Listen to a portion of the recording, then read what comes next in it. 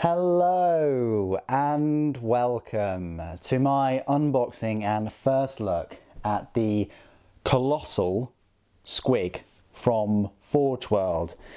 This is for Age of Sigmar. It's for my Gloomspite Gitz collection, which I may or may not have been posting a load of unboxing and review videos of, so I may well have squished this unboxing in amongst the rest of them, or it may have trampled its way through all of the other unboxings. But I'm very excited about this model. It will set you back £67, which is a huge amount of money. You know, it is £17 more than the two Mangler Squigs or the Loom Boss on Mangler Squigs, which are £50. However, the Squig itself is bigger than one of those. It's quite a big chunky boy. So without further ado, let's unbox this. I've been looking forward to this for quite some time and it's finally arrived.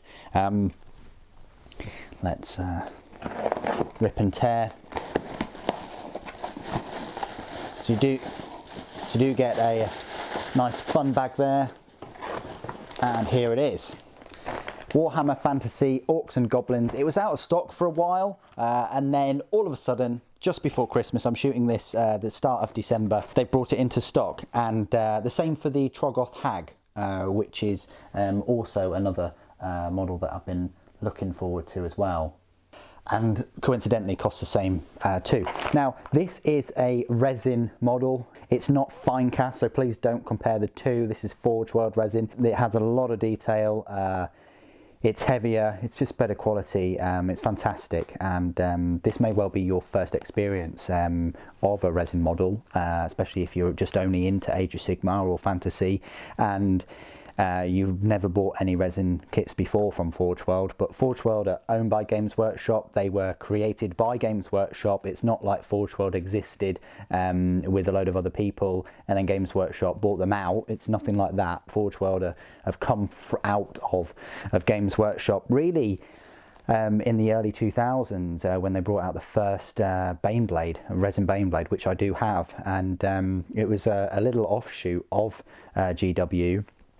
And they were in charge of making some of the models that wouldn't be sold in bulk. But now, we look at all the Primarchs and all the other models that Forge World have produced, they're producing more than they ever have.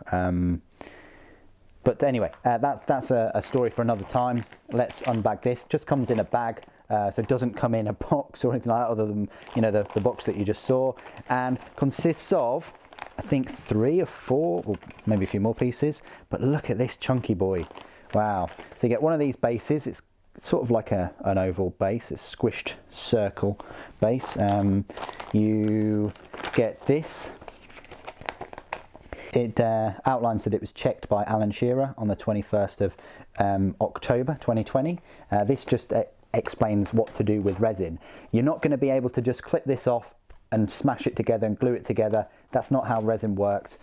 Firstly, you're going to have to give it a thorough wash. You can see on the channel all the resin models and things I purchase, and what I do is I leave it in a bowl, like a washing up bowl or clear plastic bowl with a load of washing up liquid. Make sure it's like a degreasing washing up liquid in warm water for about 2 or 3 hours. You don't necessarily need to leave it overnight, but what that does is it gets the releasing agent, which is what they have to put in the mold to successfully get these pieces out of it once they are cast.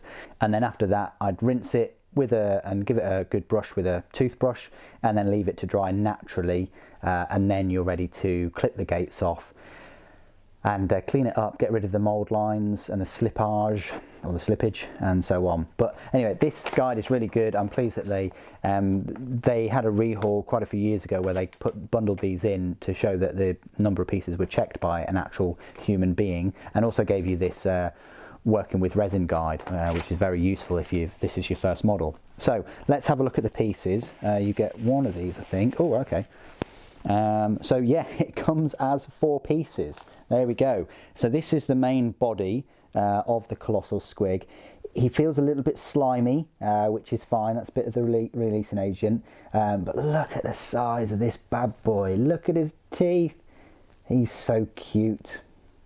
He's amazing. Look at the nostrils there. Lots of detail there, lots of detail, and the wrinkles on his nose. How many eyes has he got? He's got 6 eyes. It's amazing. He's got some bumps and things. Unfortunately, there is an air bubble that's been, I think that's burst. I want to say that's burst. It might not be, but I will pop that and put a bit of green stuff, liquid green stuff, that will fix it up absolutely fine. You've got to be careful of all these pieces here to clean them up, because he does have some spikes, and he does have some of these spot type things, maybe the little squigs. I don't know. I mean, the rules are that when he dies, squigs pop out of him. Fantastic. But yeah, I love the wrinkles around his mouth. I mean, they're going to be lovely for shading. And he's got a tiny little tail, little stubby chode of a tail. It's got some veins on the bottom of him there.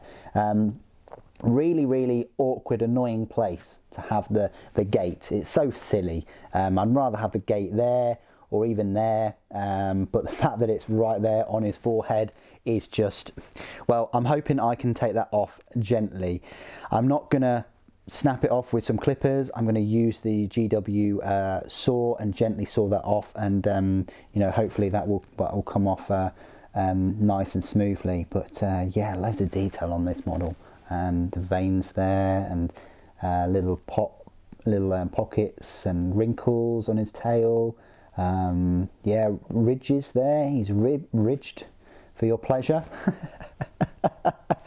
And then you've got a big muscly vein there with some slices cut out of his left leg. It's amazing. I love the all the wrinkles on his leg there as well, and more wrinkles and sinewy.